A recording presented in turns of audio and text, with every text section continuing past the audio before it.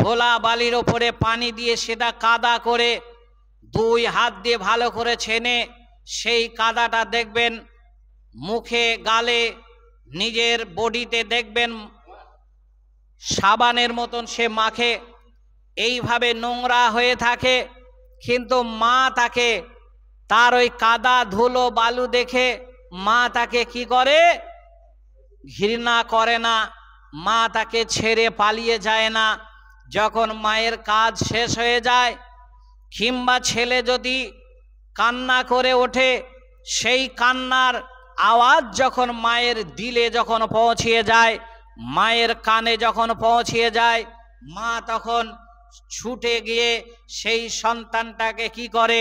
তাড়াতাড়ি মানে স্বচ্ছ পানি দিয়ে, পবিত্র পানি দিয়ে, ভালো পানি দিয়ে ছেলেটাকে মাথা থেকে পা পর্যন্ত সুন্দর করে ধুয়ে মুছে তাকে বুকে জড়িয়ে ধরে গালে চুম্বন দিয়ে তাকে আদর আপ্যায়ন করে।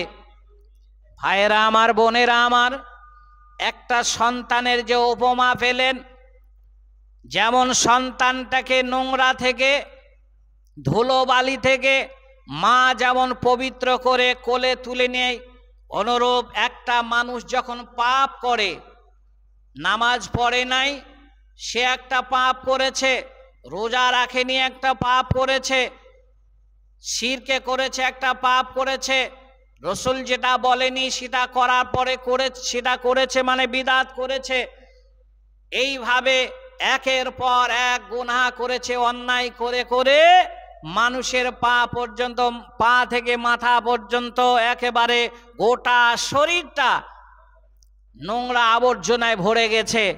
তাই বলে বান্দা, তুমি ভেবো না যে আমি আল্লাহ তোমাকে ভুলে গেছি, আমি আল্লাহ তোমার দিকে লক্ষ্য রাখিনি, সেটা তুমি ভাববে না। রব্বিগফির ওয়ারহাম ওয়া আনতা খায়রুর রাহিমিন। বান্দা, তুমি আমার কাছে এইভাবে দোয়া করো, আমি সন্তান যেমন মাকে ডাকলে মা ছুটে আসে, গুনাহগার ব্যক্তি যখন আল্লাহকে ডাকে আল্লাহ ছুটে আসে। আল্লাহ ছুটে এসে কি করে? আপনাকে জিজ্ঞাসা করে, কি দরকার তোমার?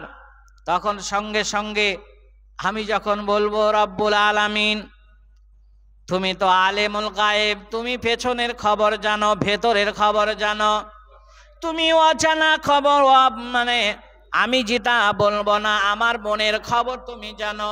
সুতরাং সেই খবরটা জেনে তুমি আমাকে পবিত্র করে দাও। আল্লাহ, আমি তওবাতান নাসুহা করছি।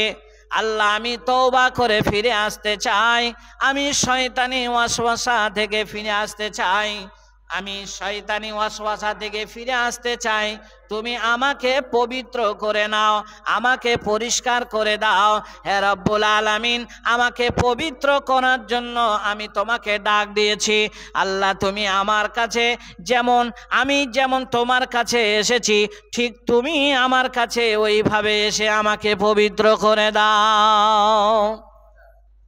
এইভাবে পবিত্র করার কথা যখন বলেছেন, স্বয়ং আল্লাহ যখন ঘোষণা দিয়েছেন, তাহলে সেখানে আমাকে কি করতে হবে?